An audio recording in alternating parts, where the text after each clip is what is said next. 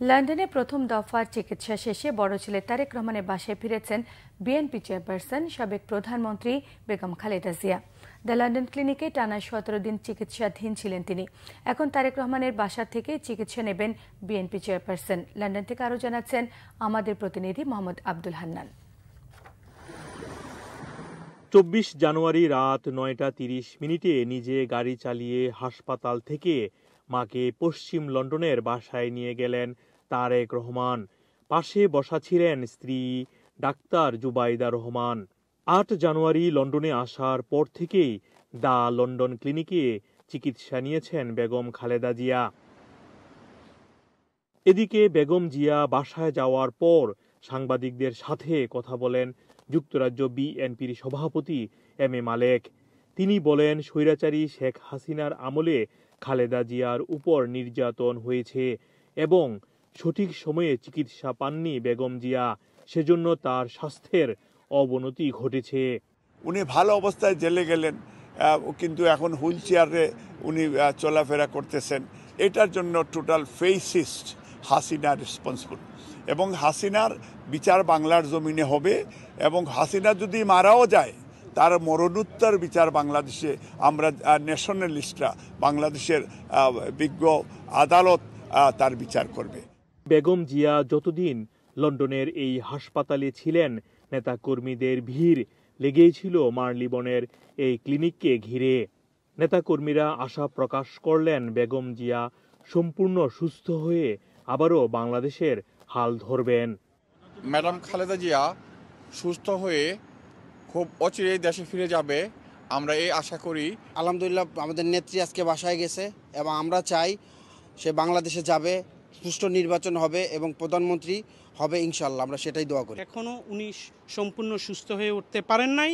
আমরা আশা করি অতি দ্রুত উনি সুস্থ হবেন এবং ওনার যে অভিজ্ঞতা এবং এক্সপিরিয়েন্স, সেটা বাংলাদেশের এই ক্রাইসিস মুহূর্তে বাংলাদেশের গণতন্ত্রের জন্য, ভবিষ্যৎ বাংলাদেশ বিনির্মাণের জন্য, বাংলাদেশের উন্নয়নের জন্য অতীব জরুরি। 3 বারের সাবেক প্রধানমন্ত্রী খালেদা জিয়ার বয়স এবং শারীরিক অবস্থা বিবেচনা করে লিভার প্রতিস্থাপনের বিষয়ে কোনো সিদ্ধান্ত গ্রহণ করা হয়নি। ঔষধ দিয়ে চিকিৎসা চলবে। বেগম জিয়া তারেক রহমানের বাসায় ফিরলেও সার্বক্ষণিক ডাক্তারদের পর্যবেক্ষণে থাকবেন।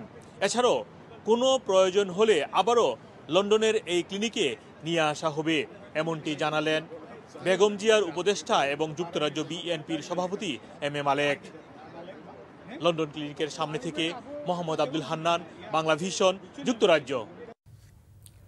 শহীদ রাষ্ট্রপতি জিয়াউর রহমান এবং সাবেক প্রধানমন্ত্রী বেগম খালেদা জিয়ার ছোট ছেলে আরাফাত রহমান কোকর 10ম মৃত্যুবার্ষিকী উপলক্ষে দোয়া মাহফিল করছে যুক্তরাজ্য বিএনপি।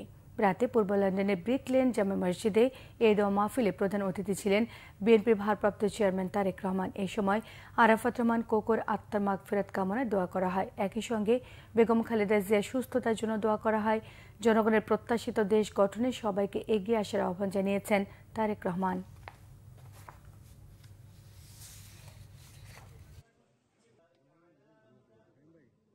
আপনাদের সকলকে আমি যেমন অনুরোধ করব, আজকে আমার ছোট ভাইয়ের মৃত্যুবার্ষিকীর উপলক্ষে তার জন্য, তার আত্মার জন্য দোয়া করার জন্য। একই সাথে আমরা যারা এখানে উপস্থিত হয়েছি, আমরা অনেকেই রাজনীতি করি বাংলাদেশ জাতীয়তাবাদী দলের। এর বাইরেও মুসলিমবৃন্দ উপস্থিত আছেন যারা দেশনেত্রী খালেদা জিয়াকে একজন নেত্রী হিসাবে পছন্দ করেন। এর বাইরে যারা বিভিন্ন মাধ্যমে, ইন্টারনেটের মাধ্যমে দেখতে পাচ্ছেন, সকলের কাছে আমি অনুরোধ করব যে আমার মা দেশনেত্রী খালেদা জিয়া চিকিৎসার জন্য এসেছেন, তার সুস্থতার জন্য দয়া করে আপনারা দোয়া করবেন। আমিন আমিন।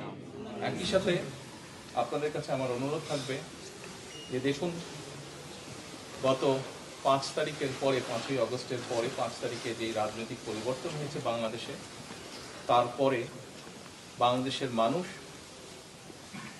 এমন একটি বাংলাদেশের প্রত্যাশা করছে যেখানে মানুষের অনেক কিছু প্রত্যাশা হয়তো পর্যায়ক্রমিকভাবে সাধারণ মানুষের যে চিন্তা ভাবনা দেশ নিয়ে, সেরকম একটি দেশ আমরা গঠন করতে সক্ষম হব। দেশের বিভিন্ন স্থানে তীব্র ঠান্ডা এবং ঘন কুয়াশায় ব্যাহত হচ্ছে স্বাভাবিক জনজীবন। শীতের তীব্রতায় নাকাল উত্তরে বেশ কয়েকটি জেলা। পঞ্চগড়ে বেড়েছে শীতের তীব্রতা, 3 দিন ধরে নেই সূর্যের দেখা। মেঘাচ্ছন্ন আকাশের সঙ্গে টিপটিপ বৃষ্টির মতো পড়ছে কুয়াশা, এতে বেড়েছে জনদুর্ভোগ। সকালে জেলার সর্বনিম্ন তাপমাত্রা রেকর্ড করা হয় 9.7 ডিগ্রি সেলসিয়াস। এছাড়া জয়পুরহাটে হাড় কাঁপানো শীতে স্থবির হয়ে পড়েছে জনজীবন। ঘন কুয়াশা থাকায় রাস্তায় হেডলাইট জ্বালিয়ে চলাচল করছে যানবাহন।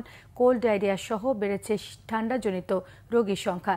জেলায় সর্বনিম্ন তাপমাত্রা রেকর্ড করা হয় 11.02 ডিগ্রি সেলসিয়াস। শৈত্যপ্রবাহ চলছে ঠাকুরগাঁওয়ে। ঘন কুয়াশায় ঢেকে গেছে মাঠঘাট। প্রচণ্ড কুয়াশায় কাজ না পেয়ে বিপাকে পড়েছেন দিনমজুর। এদিকে কমতে শুরু করেছে চুয়াডাঙ্গার তাপমাত্রা। দুপুর পর্যন্ত ঘন কুয়াশার চাদরে ঢাকা থাকছে চারপাশ। ডাক্তার, নার্স, যন্ত্রপাতি সবই আছে, নেই শুধু অবকাঠামো। ভুগছে টাঙ্গাইলের বাসাইল উপজেলার লাখো মানুষ। 2006 সালে কাজ শুরু হলেও 18 বছরেও উপজেলার স্বাস্থ্য কমপ্লেক্সটিকে 50 শয্যায় উন্নীত করা যায়নি। সামান্য অপারেশনের জন্য রোগীকে রেফার করা হয় টাঙ্গাইলে। আতার রহমান আজাদের তথ্য ছবিতে থাকছে ডেস্ক রিপোর্ট।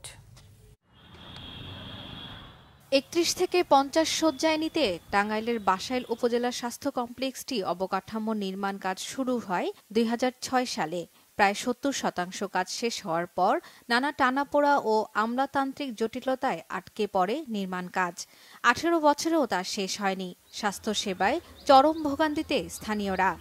এখানে যে যন্ত্রপাতি রয়েছে 50-50 সেটাও ত্রুটিপূর্ণ অবস্থায়, তারা ব্যবহৃত না হওয়ার কারণে এটা নষ্ট হয়ে যাচ্ছে। বিভিন্ন সরকারি হসপিটাল হিসাবে যেরকম পরিবেশ থাকা উচিত সেরকম পরিবেশ নেই। পাগল মানুষ চিকিৎসা করা হয় না, পয়সা পাবে গ্যাস দিবে না, তাও কিনা গ্যাস দেই। ডক্টরগুলো যে আসে এখানে ঠিকমতো রোগী দেখে না, 2-4 জন রোগী দেখে এত তাড়াহুড়া করে। বাসাইল হাসপাতালে 27 জন ডাক্তারের পোস্ট থাকলেও নেই তাদের বসার জায়গা।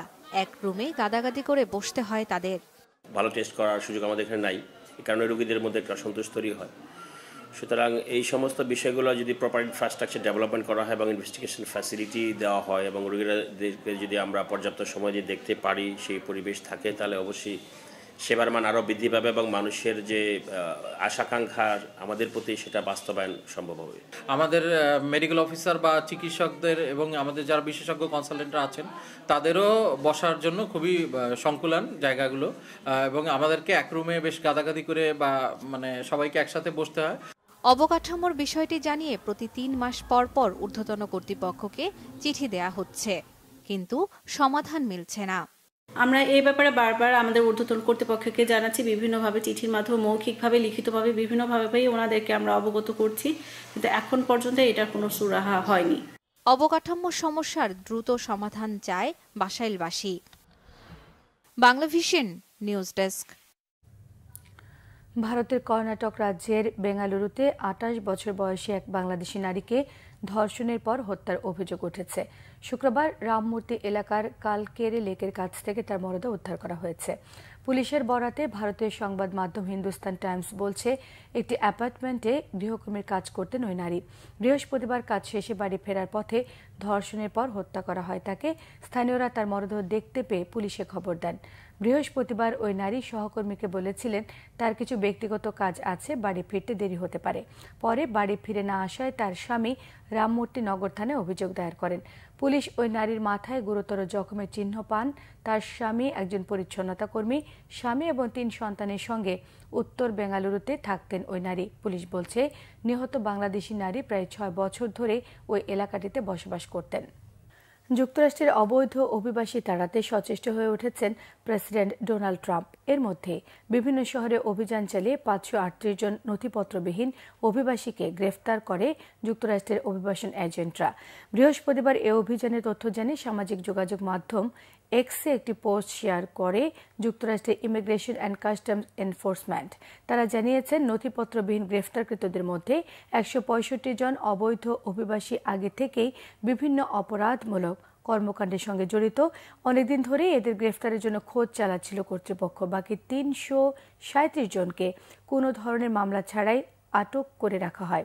এর মধ্যে অভিবাসী তাড়াতে যে সকল শহরে অভিযান চালানো হয়েছে তার মধ্যে রয়েছে Washington, Philadelphia, Boston, Atlanta, Miami সহ একাধিক শহর। এমনকি গির্জা স্কুলে অভিবাসী খুঁজতে তল্লাশি চালানো হয়েছে। এ ছিল এখনকার মতো। পরের সংবাদ বেলা 12টায় দেখার আমন্ত্রণ রইল। এছাড়া বাংলাভিশন সংবাদ ও সংবাদ সংশ্লিষ্ট অনুষ্ঠান দেখতে ভিজিট করুন www.bbnews24.com, facebook.com/banglavisionnews, সাবস্ক্রাইব করুন youtube.com/banglavisionnews। সঙ্গে থাকায় সবাইকে ধন্যবাদ।